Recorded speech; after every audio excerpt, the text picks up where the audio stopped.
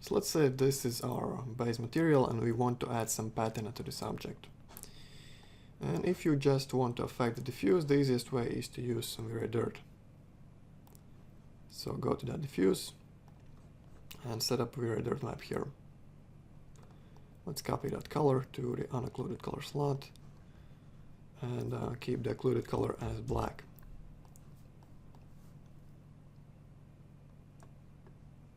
And you can see the edge is getting, the inside edge is getting darker, acquiring some sort of a patina. Okay, if you want to make that effect stronger, you either have to go here and copy this dirt map and paste it into itself a couple of times, which can be a little bit difficult to adjust later on. But as you can see, it works perfectly. Or you have another option, you can go okay, let's get rid of those dirts. And the other option is the following: you change those colors to black and white. Okay, swap them around so the whites are the occluded areas, and set up a mix map right here. The dirt is going to be the mix amount, and we're going to mix together two colors. So the base is going to be green, and the dirty areas are going to be whatever you want. For example, I don't know, something brownish, kind of like that. And now you can adjust just the dirt without messing up your colors by running an output map right here between the mix and dirt.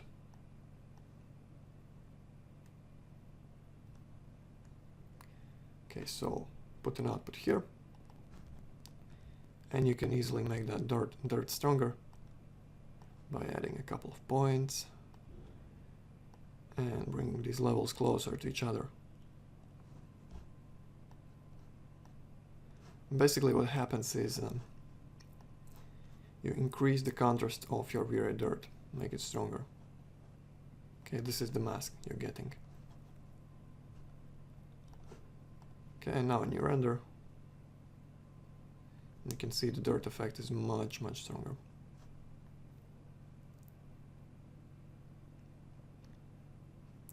Alright, so that's some basic patina to the inner edges, but you can also add patina to concave areas by using the tension modifier.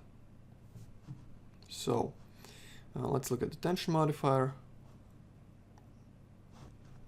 Okay, and let's get rid of those greens. And what we want is you want a concave scale to be larger than 0, so let's say 2, maybe 3, and maybe let's even blur it a bit.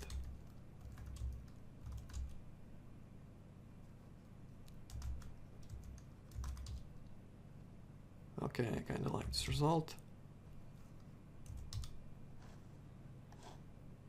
And I kind of like this mask. So if you want to use the patina on the concave areas, you just create a vertex color map here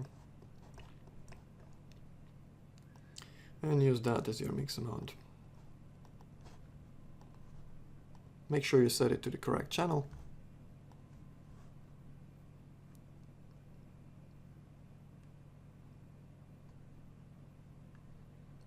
And now you get the effect in these concave areas. If you wish to combine both effects, you can easily do that as well. You just have to composite these two together. So let's add a composite map, keep that as our first layer, and create a new layer for the composite and assign that output map here. Okay, I'm just going to lay those out. It's easier to see. Okay, let's go to that composite. And basically we want to blend together the whites from this layer with the whites from that layer. So let's try the lighten mode. Let's see how the map looks. And it looks exactly like we want it to do. So now you should have the patina in the concave areas plus in the inner edges. And you can easily adjust both the dirt and the tension modifier to change those effects in appearance. Okay? Right, so that's if you just want to affect the diffuse.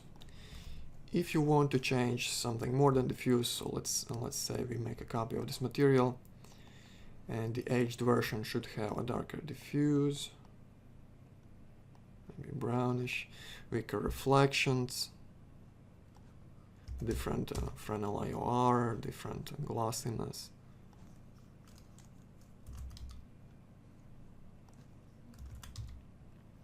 And maybe stronger bump. Okay, actually maybe weaker bump.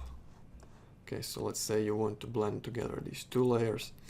So then what you would do is you just create a Vray blend.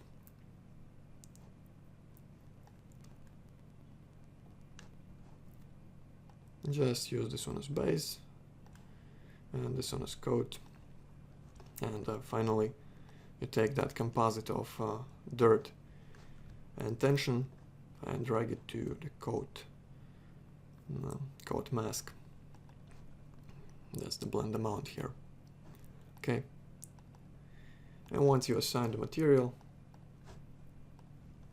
you can see the mask in action, actually using those two different materials to create patina on the object.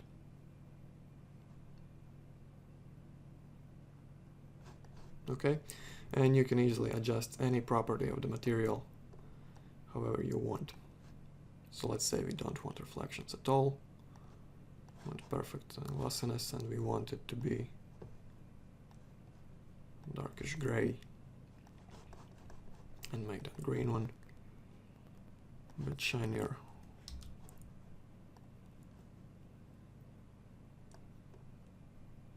And it works perfectly.